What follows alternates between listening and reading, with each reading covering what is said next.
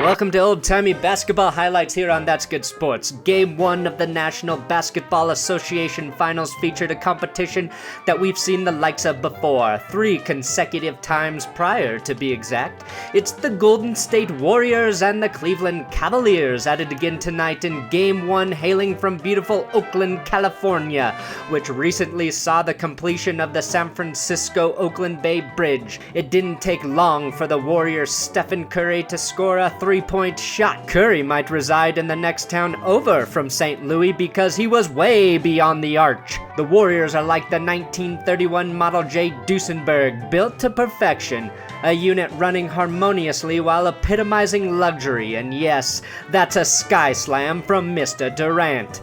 Kevin Love might transfer to Nevada. With bricks like that, he should be building the Hoover Dam. But Love, true to his name, is a go-getter, following up with a 2-point score. This game was close with ambiguous performances from both teams. While many basketball experts were eager to prognosticate a lopsided win for the Warriors, both teams came barking iron, delivering a shootout that would put the gunfight at OK Corral in Tombstone, Arizona to shame. I have yet to mention the star of the court, LeBron James, King James, the most gifted athlete on earth, scoring with ease, finishing the game with 51 points. That's more than halfway to the century mark, ladies and gentlemen. He is bigger than the game. He is king. A king who's metaphorically bigger than the 1933 release of King Kong, my favorite film. And in this matchup, 'twas not beauty that killed the beast, 'twas J.R. Smith. But that comes later, folks. The only man who seemed capable of stopping the great king was JaVale McGee of all suitors, the Kingslayer, but due to his lack of consistency would be replaced by Stephen Curry late in the game to cover the unstoppable, the unshakable LeBron James. I have yet to mention Kevin Durant, KD Trey as he likes to be called. That nickname dates back to his days at grade school, where he'd always eat all of the food, not only on his lunch tray, but clearing the trays of many of his schoolmates, because he was so big and tall, KD Trey. LeBron James was more like a chameleon, impersonating Stephen Curry with the gumption to shoot baskets a furlong away from the three-point line. His drumsticks were not tired in this game as he exemplified his dash fire with a fizzing performance. Do not forget, Stephen Curry can dribble his way to the hoop when needed. He's a true nooge anywhere on the court for opposing defenders. They call him Mr. Downtown, but we here in the booth call him the New York City taxi driver because you forget how well he can navigate through traffic. But never assume he's on his way to a speakeasy to get pigeon-eyed, folks. This man is 100% focused. This offensive foul, which probably should have initially been ruled the block, was overturned by the gamekeepers. And even though the Cavaliers caterwauled, the referees had already made their decision and they were not budging.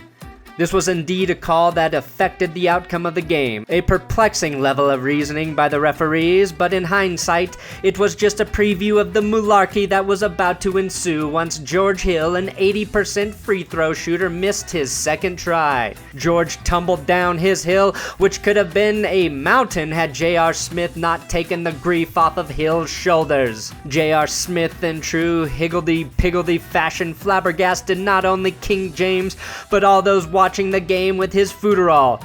Clear as a Minnesota lake in July, he should have realized the game was tied here. Instead, he holds on to the basketball, hoodwinking even the radio announcers, leaving the Cavaliers cattywampus as they head into extra minutes. King James, surely exhausted by the time extra minutes started, and I don't blame him for feeling like J.R. Smith put the Cavs in the pine overcoat in this one, as the Warriors went on a rampage. It was a barrage of 2s and 3s raining like spring in Seattle, and the Cavaliers were caught without their rain nappers. The Warriors went on to take the egg in this one with the final score of 124 to 114.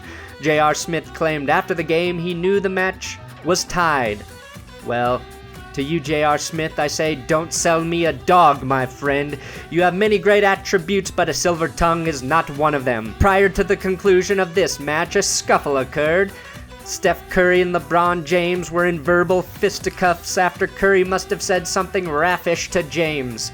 This instigated rambunctious behavior by one Tristan Thompson, best known for his romps off of the court, and it appeared his poltroon behavior follows him on the courts as well. The referees were forced to ask him to skedaddle off of the hardwood before this game wither-shitted out of control. King James abruptly ended his post-game talk and hardly condiddled his way off the stage. And as was pointed out on the Daniel Patrick Show, LeBron's handbag is worth $41,000. Talk about having some happy cabbage, folks. It's good to be king. And that is your old-timey highlights concluded of the Warriors and Cavs Game 1. If you enjoyed this theatrical performance of basketball highlighting, please subscribe here and share this video all over the interwebs and radio airways. I am on Twitter at Brandon Perna. Thank you, folks, and have a lovely evening.